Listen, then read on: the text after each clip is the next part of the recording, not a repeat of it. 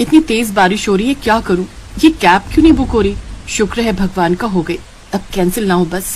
बारिश और बढ़ती जा रही है, अब जल्दी से आ जाए बस कैब। ये है राधिका जो एक कंपनी में काम करती है। आज राधिका को किसी प्रोजेक्ट की वजह से ऑफिस में देरी हो गई, ऊपर से बारिश हो गई, वो भी बहुत मूसलाधार बारिश। इस वजह से राधिका को ना ही कोई ऑटो मिल रहा था और ना ही कोई कैब। सारे ड्राइवर कैब को कैंसिल कर रहे थे। एक कैब बुक हो जाती है पर वो शेयर कैब थी। राधिका कैब में बैठ जाती है। कैब में पहले ही एक और सवारी बैठी थी, वो था एक छोटी हाइट का लड़का। पर राधिका भी चुपचाप बैठी रही और वो लड़का भी। कुछ देर बाद राधिका का घर आ जाता है। राधिका का घर गली में जाकर था, तेजी से घर की ओर चली गई। अब तक बारिश थोड़ी रुक गई थी। राधिका, आज तूने आने में बहुत देर लगा दी, कहाँ रह गई थी? मुझे तो बहुत चिंता हो रही थी और तेरा फोन भी नहीं लग रहा था। मम्मी, आज ऑफिस में बहुत समय लग गया, काफी काम था और वापसी में बारिश इतनी तेज थी कि कुछ मिल ही नहीं रहा था आने का। बहुत मुश्किल से एक कैब मिली तो मैं घर पहुंची। मुझे फोन कर देना था ना, मैं स्कूटी पर आ जाता लेने के लिए।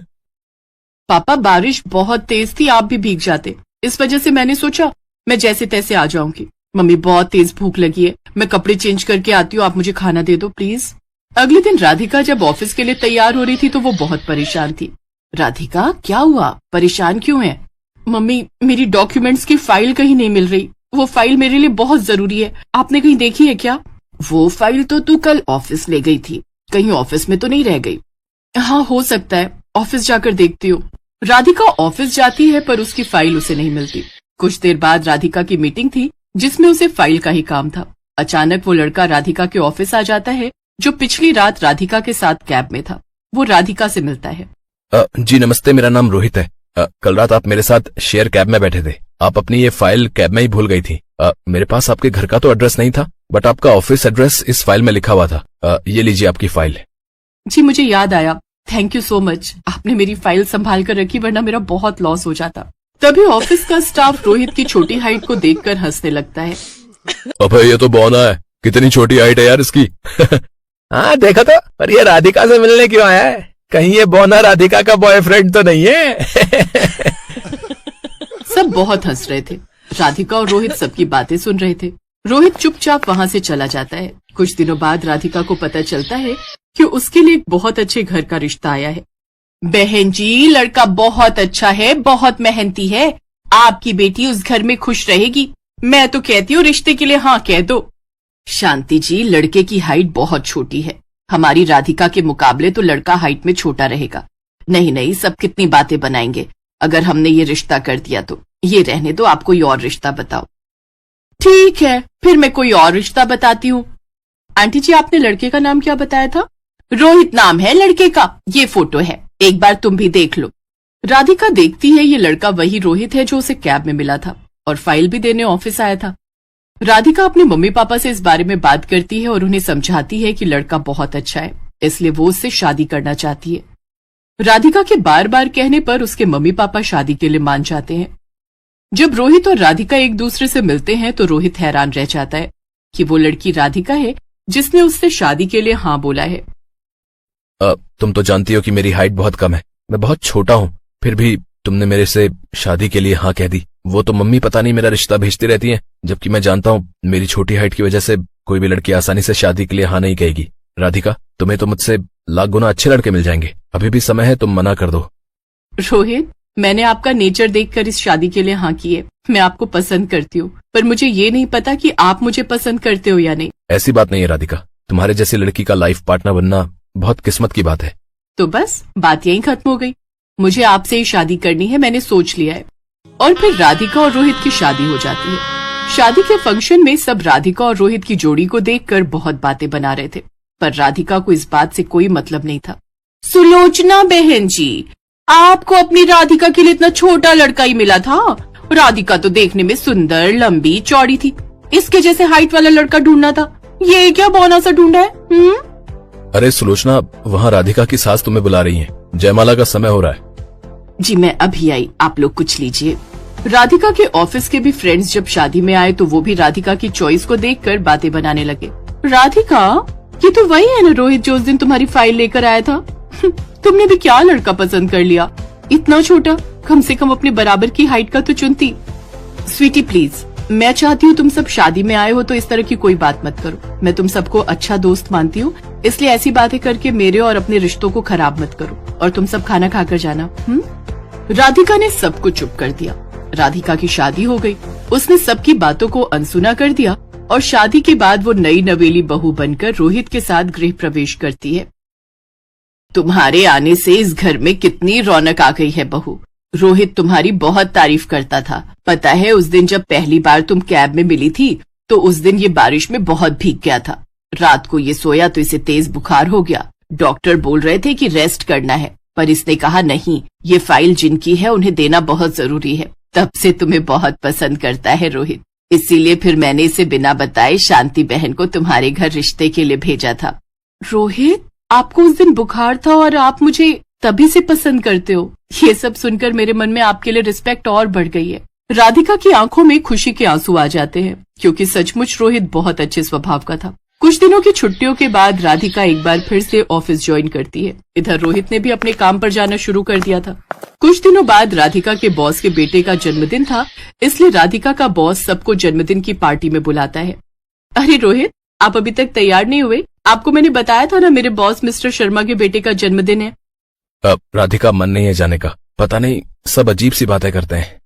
ऐसे क्यों बोल रहे हो? चलो ना, कुछ नहीं होगा। जब मैं आपके साथ हूँ तो आप टेंशन क्यों ले रहे हो? कोई कुछ नहीं कहेगा, और अगर किसी ने कुछ कहा तो मैं हूँ ना सबको संभालने के लिए। चलो अब आप जल्दी से तैयार हो जाओ। अब आप ये मत कहना कि मैं अकेले चली जाऊं। मैं अकेली नहीं जाने वाली। रोहित बेटा, जब बहू कह रही है तो तुम्हें जाना चाहिए, और वैसे भी तुम दोनों की नई नई शादी हुई है। बहू अकेले जाएगी तो उसे खुद को अच्छा नहीं लगेगा। जाओ, जाकर तैयार हो जाओ। सबके कहने पर रोहित तैयार हो जाता है। राधिका रोहित के साथ बर्थडे पार्टी में पहुंचती है। वहाँ बॉस की बीवी रोहित का मजाक बनाने लगती है। अच्छा, तो तुम राधिका हो? तुम्हारी अभी नई नई शादी हुई है ना? ये मुझे बता रहे थे। राधिका, बुरा न मानो तो एक बात कहूँ। जी मैम, प्लीज बोलिए।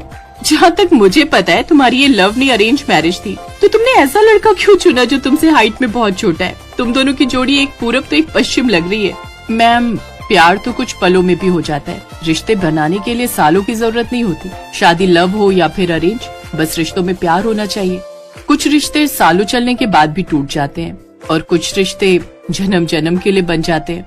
मेरा और रोहित का जन्म जन्म का साथ है। मैं रोहित से बहुत प्यार करती हूँ और मेरे लिए ये परफेक्ट हस्बैंड है।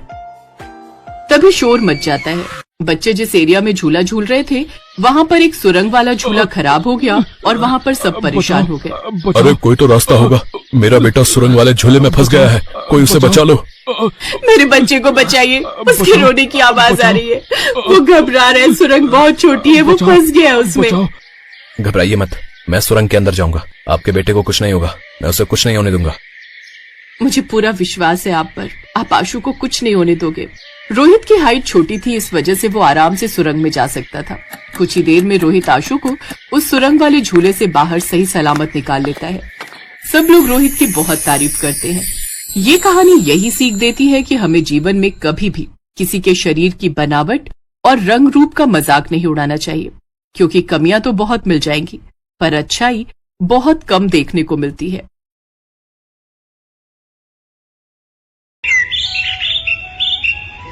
हम भी देखते हैं या हमारे साथ कैसे नहीं जाएगा।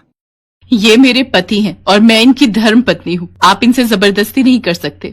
आज रजनी अपने जिस पति के लिए दुनिया से लड़ रही थी वो एक किन्नर है। सागर के जन्म से पहले सावित्री रामपुर में अपने पति रमेश और सास के साथ रहती थी। अरे सावित्री, क्या कर रही है? पता है ना, दाई माँ बोल कर गई थी इस हालत में तू आराम किया कर। यही बात तो इसे मैं बोलती रहती हूँ, पर ये सुनती ही कहाँ है। मोरी मैया, अम्मा जी, बहुत तेज दर्द उठ रहा है।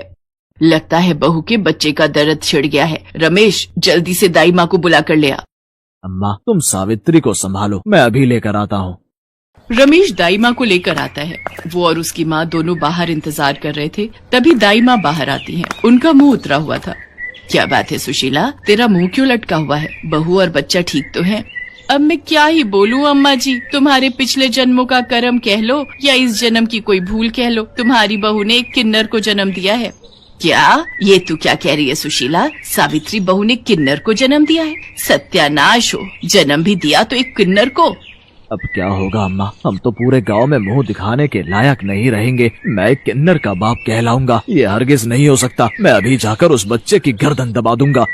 दाई माँ वहाँ से चली जाती है। रमेश गुस्से में सावित्री के पास जाता है और उस बच्चे का गला दबाने लगता है। नहीं नहीं, ऐसा मत करो। ये जैसा भी है, जो भी है, बदनसीब मेरी औलाद है। मेरी कोख से मैंने इसे जन्म दिया है। इसे मत मारो, छोड़ दो मेरे बच्चे को। रमेश, पड़ी रहने दे नासपीटी को इस नासपीटे के साथ। तू मेरे साथ आ।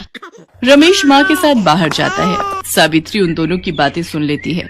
देख रमेश, इस बच्चे को अभी हाथ लगाया तो पूरे गांव में शोर मच जाएगा। रात के अंधेरे में जब सावित्री सो रही होगी तब इस किन्नर को बहती नदी में फेंक देंगे।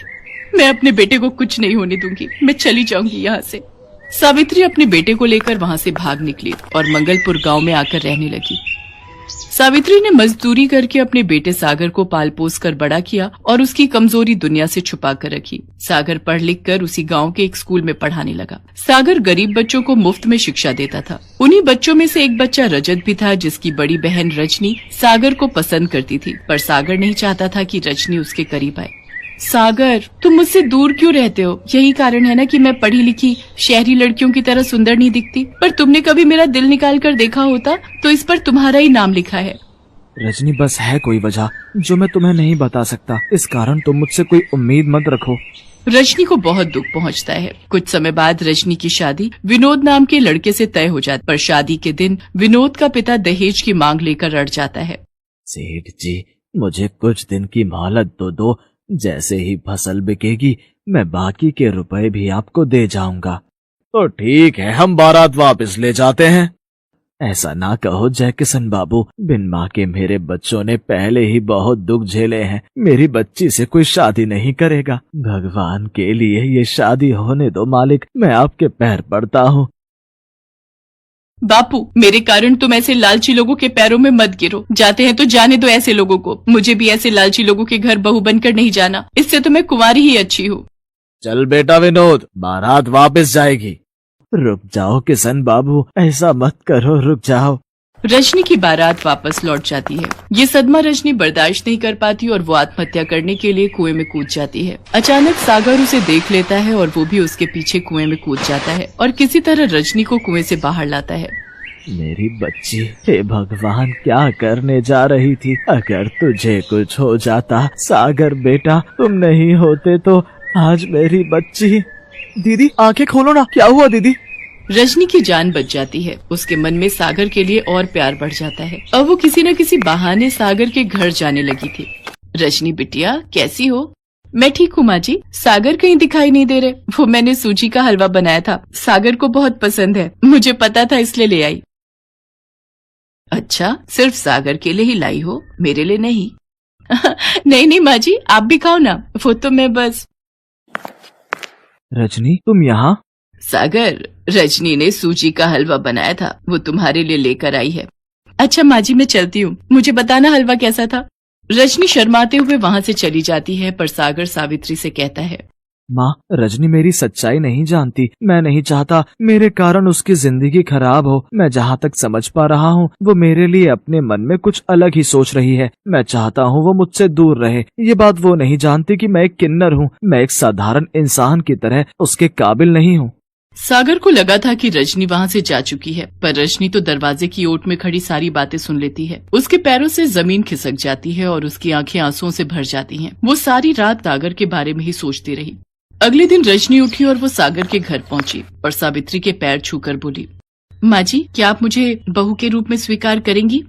रजनी, तुम सागर के बारे में कुछ नहीं जानती। सागर, माँ जी, मैंने कल आपकी और सागर की सारी बातें सुन ली थी। सागर की सच्चाई जानने के बाद मेरे दिल में सागर के लिए और प्रेम बढ़ गया है। सागर मेरे लिए पूरी तरह से मेरे पति बनने लायक हैं। सागर का दिल बहुत साफ है। जो लड़का पिताजी ने मेरे लिए देखा था वो लोग तो लालची निकले। घटिया लड़के से शादी करने से अच्छा है सागर जैसे नेक दिल इंसान से शादी करूं। मैं सागर को पसंद करती हूँ और मैं उन्हीं से शादी करूंगी। जुग जुग जियो मेरी बच्ची, तुमने मेरे बच्चे की जिंदगी में खुशियों के रंग भर दिए। सागर को भी सारी सच्चाई पता चलती है। रजनी के अटूट प्रेम को देखकर सागर उससे शादी के लिए हाँ कह देता है और रजनी की शादी सागर के साथ हो जाती है। एक दिन सावित्री का पति रमेश उस गांव में आता है और वो सावित्री और सागर को एक दुकान पर खड़ा देख लेता है। सावित्री सागर के साथ घर की तरफ निकलती है तो रमेश उस दुकानदार के पास जाता है। भैया, ये जो अभी एक औरत तुम्हारे से सामान लेने आई थी, ये कौन है? ये तो सावित्री बहन है और साथ में उनका बेटा सागर है, स्कूल में मास्टर है, अभी अभी शादी हुई है इसकी।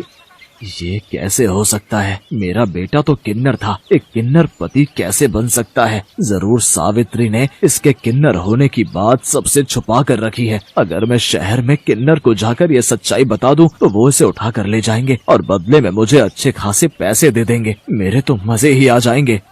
रमेश सागर का सगा बाप होने के बावजूद भी इतनी घटिया हरकत करता है कि वो शहर जाकर किन्नरों को सागर की सच्चाई बता देता है और उनसे बदले में 50,000 रुपए ले लेता है। सभी किन्नर सागर को लेने गांव पहुंच जाते हैं। रजनी उस समय अपने पिता के घर गई हुई थी। सब गांव वाले भी इस सच्चाई को जान जाते हैं। हाय हाय, मैं भी देखती हूँ तू कैसे हमारे साथ नहीं जाएगा। तू किन्नर है और हम तुझे अपने साथ लेकर जाएंगे। तेरे बाप को 50,000 रुपए दिए हैं, उसी ने हमें तेरी सच्चाई बताई है। मैं क्या करूँ माँ, कुछ समझ नहीं आ रहा। मेरा अपना बाप ही मेरे खिलाफ हो गया। मुझे नहीं पता था काला साया बनकर तेरा पिता तेरा दुश्मन बन जाएगा। बचपन में तो मैंने तुझे उससे बचा लिया था। हे ईश्वर, मेरे बच्चे को बचाओ। तभी रजनी आ जाती है और वो किन्नरों का रास्ता रोक देती है। अरे ये औरत तो पागल हो गई है। एक किन्नर को अपना पति कहती है। जब तक ये हमारे साथ नहीं जाएगा हम यहाँ से नहीं हिलेंगे। अरे हमने पैसे दिए हैं इसे यहाँ से ले जाने के।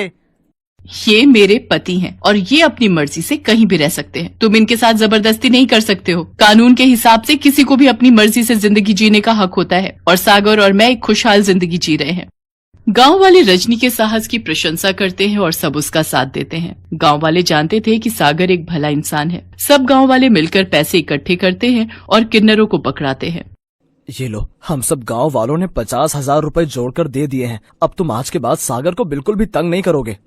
हाँ हाँ, हम क्यों तंग करेंगे। अब जब हमारे पास पैसे हमें मिल गए हैं तो हमारा यहाँ रुकने का कोई फायदा नहीं है। पर जाते जाते मैं इतना ही कहूंगी, रजनी जैसी पत्नी जिसके साथ हो उसका कोई बाल बाका नहीं कर सकता। तुम दोनों हमेशा खुश रहना। मेरा आशीष तुम्हारे साथ है। चलो री चलो, बस निकल जाएगी, समय से शहर पहुँचना है। सागर सब गांव वालों का शुक्रिया अदा करता है और रजनी और सागर दोनों मिलकर सावित्री के पैर छूते हैं। सावित्री अपने बेटा बहू को गले से लगा लेती है।